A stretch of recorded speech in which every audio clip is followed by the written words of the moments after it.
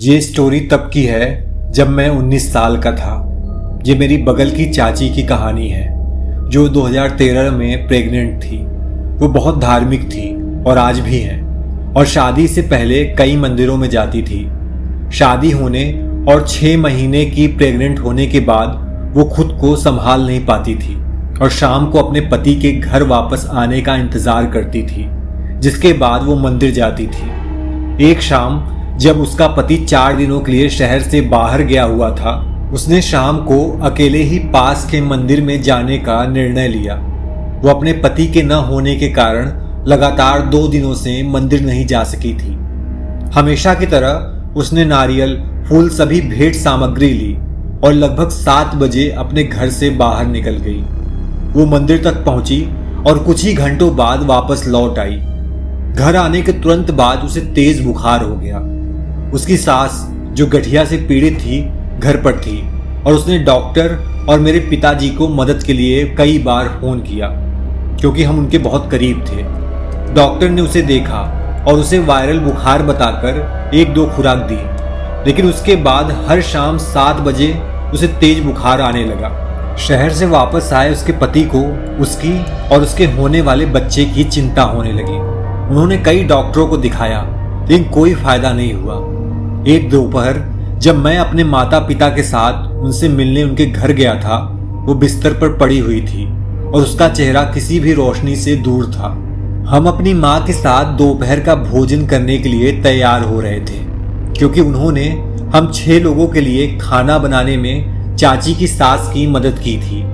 हम सब लोग वेज खाने के साथ दोपहर में खाने के लिए बैठे और अपनी चाची को उनके बिस्तर के पास रखी मेज पर एक खाने की प्लेट रख दी।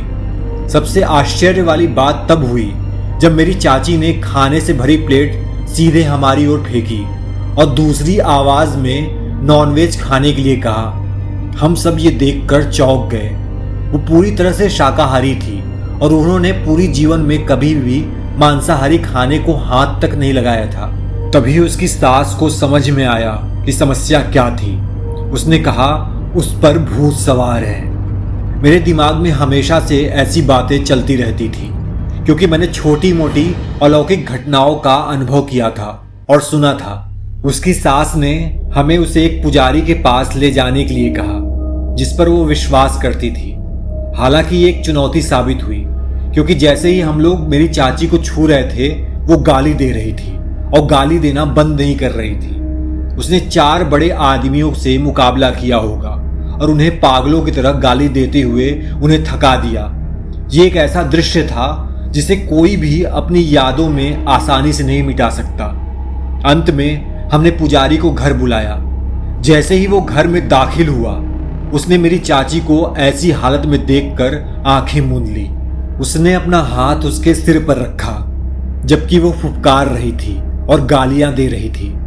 उसने उससे पूछा कि वो कौन है और क्या चाहती है। कुछ पलों तक विरोध करने के बाद उसने बताया कि वो गर्भवती महिला है जो हर शाम उस मंदिर में जाती थी। एक दुर्भाग्यपूर्ण शाम मंदिर की गली के ठीक बाहर उसे एक कार ने टक्कर मार दी, जिससे उसकी और उसके अजन्मे बच्चे की मौत हो गई। उसने कहा कि 1 हफ्ते के भीतर वो मेरे चाची के बच्चे को अपने लिए ले लेगी। हम सभी ये सुनकर बहुत डर गए और हमें कुछ भी समझ नहीं आया कि क्या किया जा सकता है। दूसरी ओर पुजारी वास्तव में शांत था और अभी भी उसके सिर पर अपना हाथ रखे हुए था।